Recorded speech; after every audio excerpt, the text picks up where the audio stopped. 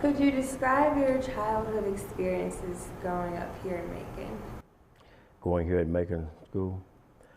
Uh, Back in 1952,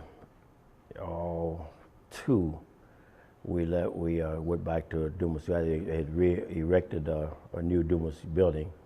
We were back in, I think, about 1952 to that school and finished up my 4 years there.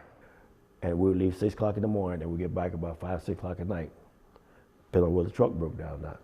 They riding their tractors and their horses to school, and we were waiting on an old pickup truck to come down the road, or else we had to walk 2 miles to get to this pickup truck because it's muddy roads. The truck couldn't come to us.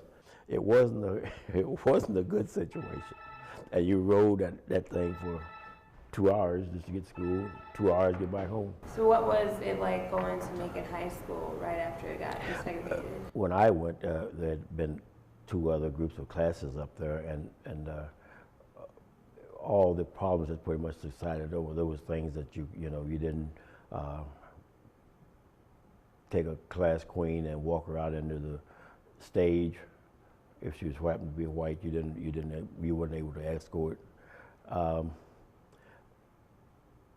If it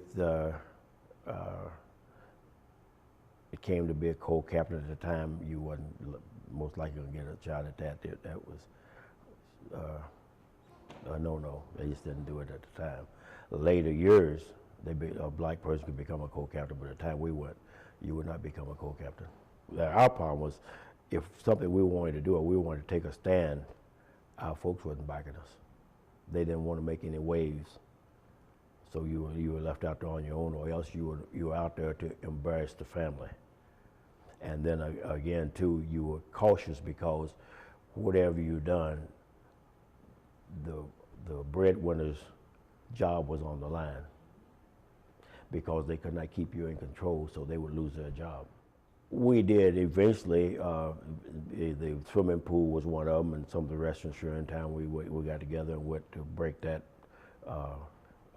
barrier, and out of that, Monty Grant lost his job twice out of that, and that's why he ended up working in Shelby County, because he could not get a job here. And were you here when the Ku Klux Klan? I was here. That's partly why we started Concerned Citizens. We had the chief of police come tell us that they were going to come and march in Macon, and that the best thing could happen was that we all stay home and stay inside our homes and let them march and get over with. And we said, no, we live in this town, this is our town, and we're not going in our houses for nobody. And so we will meet the Ku Klux Klan if they come. It's your responsibility to not let this happen. And so at that point in time, we moved to Vine Street, Ruby Street Baptist Church. And that's where we started forming the Concerned Citizens.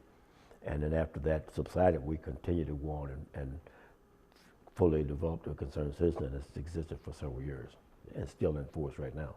We're trying to pave a way for our kids and other people that come to town.